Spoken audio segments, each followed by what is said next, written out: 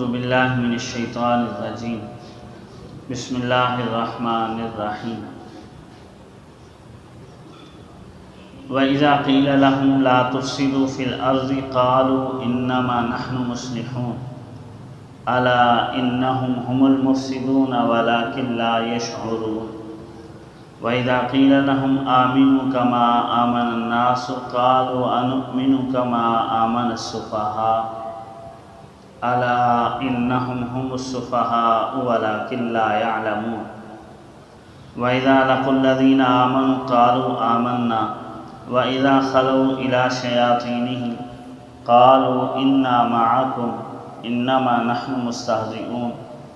اللَّهُ يَسْتَهْزِئُ بِهِمْ وَيَمُدُّهُمْ فِي طُغْيَانِهِمْ يَعْمَهُونَ صدق اللہ العظیم۔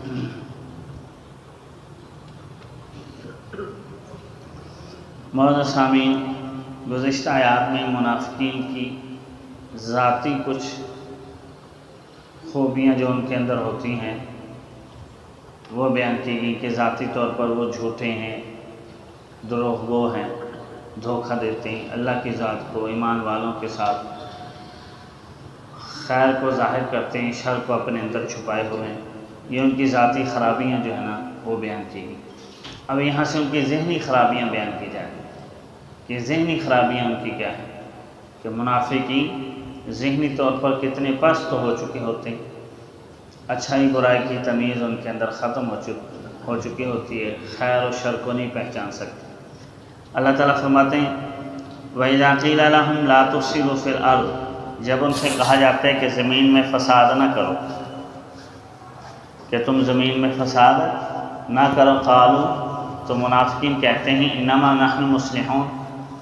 ہم تو اصلاح ہی کرنے والے ہیں، ہم مصلح ہیں۔ اب اللہ رب العزت منافقین کے عمل کو فساد فی الارض کیوں کہہ رہے ہیں؟ یعنی اللہ رب العزت فرما رہے ہیں کہ جب ان سے کہا جاتا ہے تم فساد کرتے ہو، فسادی ہو، زمین میں فساد نہ کرو، تو فساد یہ ہوتا ہے کہ اللہ کی شریعت اور اس کے قانون کو پس پش ڈال کر کوئی اور چیز اور نظام نافذ کرنے کی کوشش کرنا۔ اب منافقین یہی چاہتے تھے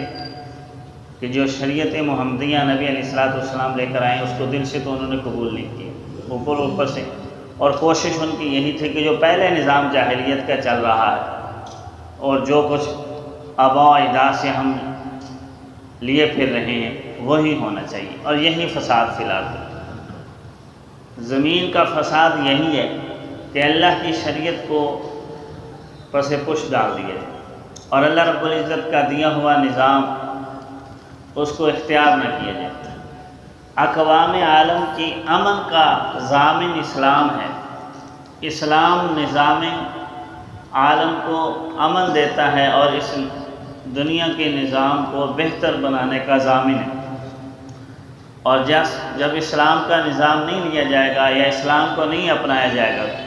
تو آپ دیکھیں گے زمین کے اندر کشت و خون ہوگا، بد نظمی ہوگی، فساد ہوگا اور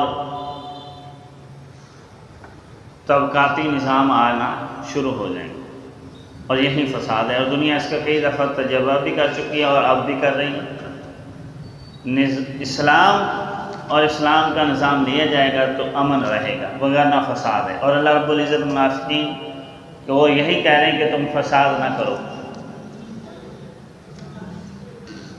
علامہ ابو الحسن علی میاں ندوی رحمہ اللہ نے ایک کتاب لکھی ہے ماذا خسر الدنیا بانحطاط المسلمین، عربی کے اندر اس کا اردو ترجمہ پھر آیا ہے کہ دنیا پر مسلمانوں کے عروج و زوال کے اثرات۔ اصل میں مسلمانوں کے عروج و زوال کے اثرات نہیں، اسلام کے عروج و زوال۔ جب مسلمانوں نے اسلام کو لے لیا اور مسلمان عروج پر آئے تو اس کی دنیا پر کیا فوائد اور ثمرات آئے، اور جب مسلمان پس پش چلے گئے تو ظاہری بات ہے اسلام کا نظام پیچھے چلا گیا تو اس کا خسارہ پوری دنیا نے اٹھایا۔ تو جب منافقین سے کہا جاتا ہے فساد نہ کرو، یعنی جو دین ہے اس کو قبول کرو، اس کو نافذ کرو اور اس کو اپنانے کی کوشش کرو، کہتے ہیں ہم تو اصلاح ہی کرنے والے، ہم مسلم۔ مطلب یہاں پر بھی انہوں نے یا تو جھوٹ بول دیا کہ ہم ایمان آ چکے ہیں اور ہم مسلم ہیں، حالانکہ ایمان تو نہیں لائے تھے۔ اور دوسرا انما نحن مصلحون کی ایک تفسیر یہ کی گئی ہے کہ وہ کہتے دیکھو یہ جو نئے دین نے آ کر نا فرقہ واریت پیدا کر دی ہے، محمدی اور غیر محمدی، ہم اس کو ختم کرنا چاہتے ہیں، ہم کہتے ہیں سارے ایک ہی ہو جائیں۔ تو نبی علیہ الصلوۃ والسلام کے آنے سے یہ تو ہوا کہ ایک روشنی آئی اور جاہلیت سے لوگ رشد و ہدایت کے راستے پر آئے۔ اب ظاہری بات ہے ایک گھر میں باپ مسلمان ہوا بیٹا نہیں ہوا، یا بیٹا ہوا باپ نہیں ہوا، تو ایک لحاظ سے تفرقہ ہوا، لیکن یہ تفرقہ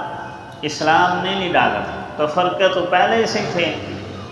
ان کے اندر، قبائلی نظام کے تفرقے تھے اور اپنی خواہشات اور نفسانی لذتوں کے حصول کے لیے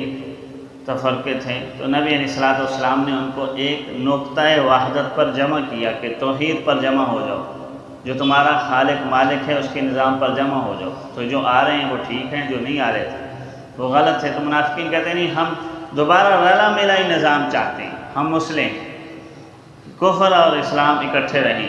اللہ رب العزت فرماتے ہیں یہ اصلاح نہیں، اللہ تعالیٰ فرماتے ہیں یہ ان کی ذہنی کمزوری ہے کہ ان کو صلاح اور خیر کی بھی خبر نہیں ہے۔ فرمایا جا رہا ہے کہ الا انہم هم المفسدون، خبردار اجی آگاہ ہو جاؤ کہ یہی فسادی ہیں اصل، ولکن لا یشعرون، لیکن ان کو شعور تک نہیں ہے، احساس تک نہیں ہے ان کو، ان کی ذہنی سطح اس قدر کمزور ہو چکی ہے کہ شر اور فساد، خیر اور صلاح اور خیر و شر میں فرق کرنا بھی بھول گئے۔ اور آج کے دور کے منافقین کو بھی آپ دیکھ لیں، خالصتاً اسلام کی ایمان کی بات کی جائے گی تو کہیں گے جو ہم بات کرتے رلا ملا نظام ہو اور اقوام عالم کے ساتھ اتحاد ہو، ان کی بھی بات مانی جائے، اس کو وہ مصلحت پسندی کہتے ہیں۔ اور خالصتاً سچوں کو برے برے القابات سے نوازا جاتا ہے۔ تو ہمیں فساد فی الارض یہی ہے کہ اللہ کی دین کو پس پش ڈالا جائے اور دوسروں کے ساتھ خلط ملط کر دیا جائے۔ اس کے بعد مزید ان کی ذہنی کمزوری ایک اور بتائی جا رہی ہے کہ وَإِذَا قِيلَ لَهُمْ آمِنُوا كَمَا آمَنَ النَّاسُ، جب ان سے کہا جاتا ہے کہ ایمان لاؤ جیسے کہ لوگ ایمان لائیں، کھرے لوگ۔ مثال کے طور پر یہود میں حضرت عبداللہ بن اسلام رضی اللہ تعالیٰ عنہ، صحابہ میں تمام صحابہ خلفائے راشدین، اس طریقے سے ہمارے جیسے لوگ ایمان لائے ہیں نا، اس طریقے سے تم ایمان لوگوں سے مراد یہاں حضور کے خالص صحابہ ہیں، اور صحابہ کو معیار حق قرار دیا جا رہا ہے اس آیت میں کہ معیار وہ ہیں، ان جیسا ایمان لاؤ گے تو ایمان قابل قبول ہے تمہارا، اگر ان جیسا ایمان نہیں لاتے تو جو صحابہ کو مومن ہی نہیں کہتے اور جو معیار ہی نہیں مانتے تو اللہ رب العزت کے ہاں پھر وہ کسی کھاتے میں ہی نہیں، معیار صحابہ ہی ہیں نبی علیہ الصلوۃ والسلام۔